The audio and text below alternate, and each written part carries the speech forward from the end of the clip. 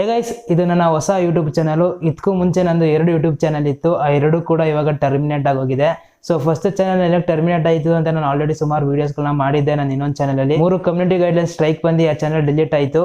ಅದಾದ್ಮೇಲೆ ಇನ್ನೊಂದು ಚಾನಲ್ನ ಸ್ಟಾರ್ಟ್ ಮಾಡಿದೆ. ಆ ಚಾನಲಲ್ಲಿ ಆಲ್ಮೋಸ್ಟ್ 1.5 ವರ್ಷ ನಾನು ವೀಡಿಯೋಸ್ಗಳನ್ನ ಅಪ್ಲೋಡ್ ಮಾಡಿ ಅದ್ರಲ್ಲಿ 15,000 ಸಬ್ಸ್ಕ್ರೈಬರ್ಸ್ ಆಗಿತ್ತು.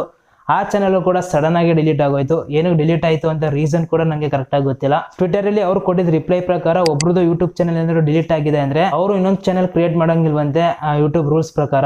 ಆದ್ರೆ ಆ ಯೂಟ್ಯೂಬ್ ರೂಲ್ಸ್ ನನಗೆ ಮಾತ್ರ ಏನಕ್ಕೆ ಅಪ್ಲೈ ಆಯಿತು ಅಂತ ಗೊತ್ತಿಲ್ಲ. ಸುಮಾರು ಜನದು ಆಲ್ರೆಡಿ ಯೂಟ್ಯೂಬ್ ಚಾನಲ್ ಡಿಲೀಟ್ ಆಗಿ ಇನ್ನೊಂದು ಚಾನಲ್ನ ಕ್ರಿಯೇಟ್ ಮಾಡಿಕೊಂಡು ಮಿಲಿಯನ್ ಸಬ್ಸ್ಕ್ರೈಬರ್ಸ್ ಎಲ್ಲ ಮಾಡ್ಕೊಂಡವ್ರೆ. ಅವ್ರದೆಲ್ಲ ಫುಲ್ ಸೇಫ್ ಆಗಿದೆ, ಏನೂ ಆಗಿಲ್ಲ. ಆದ್ರೆ ನಾನು ಇನ್ನೊಂದು ಚಾನಲ್ನ ಕ್ರಿಯೇಟ್ ಮಾಡಿದ್ಕೆ ರೂಲ್ಸ್ ಪ್ರಕಾರ ಆ ಥರ ಮಾಡಂಗಿಲ್ಲ ಅಂತ ನನ್ನ ಚಾನಲ್ನ ಡಿಲೀಟ್ ಮಾಡಿದ್ದಾರೆ. ಸೊ ಈ ಚಾನಲ್ ಅಷ್ಟೇ ಎಷ್ಟು ದಿನ ಇರುತ್ತೆ ಅಂತ ಗೊತ್ತಿಲ್ಲ. ನಾಳೆನೂ ಡಿಲೀಟ್ ಆಗ್ಬೋದು, 1 ವರ್ಷ ಆದ್ಮೇಲೆ ಡಿಲೀಟ್ ಆಗ್ಬೋದು, 2 ವರ್ಷ ಆದ್ಮೇಲೆ ಡಿಲೀಟ್ ಆಗ್ಬೋದು. ಸೊ ಎಷ್ಟು ದಿನ ಇರುತ್ತೋ ಅಷ್ಟು ದಿನ ನಾನು ವೀಡಿಯೋಸ್ಗಳನ್ನ ಮಾಡ್ತಾ ಇರ್ತೀನಿ. ಮತ್ತೆ ನನ್ನ ಸೆಕೆಂಡ್ ಚಾನಲ್ ಡಿಲೀಟ್ ಆಗಿ ಆಲ್ಮೋಸ್ಟ್ ಒಂದು 5-6 ತಿಂಗಳು ಆಯಿತು.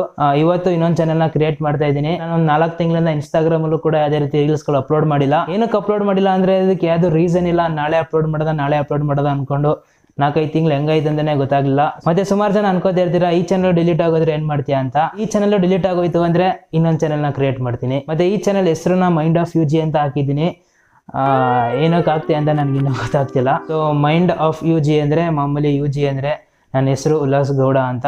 ನನ್ನ ತಲೆಗೆ ಬಂದಿದ್ದ ಐಡಿಯಾಸ್ಗಳ ಬಗ್ಗೆ ಈ ಚಾನಲ್ ವಿಡಿಯೋಸ್ಗಳನ್ನ ಅಪ್ಲೋಡ್ ಮಾಡ್ತೀನಿ.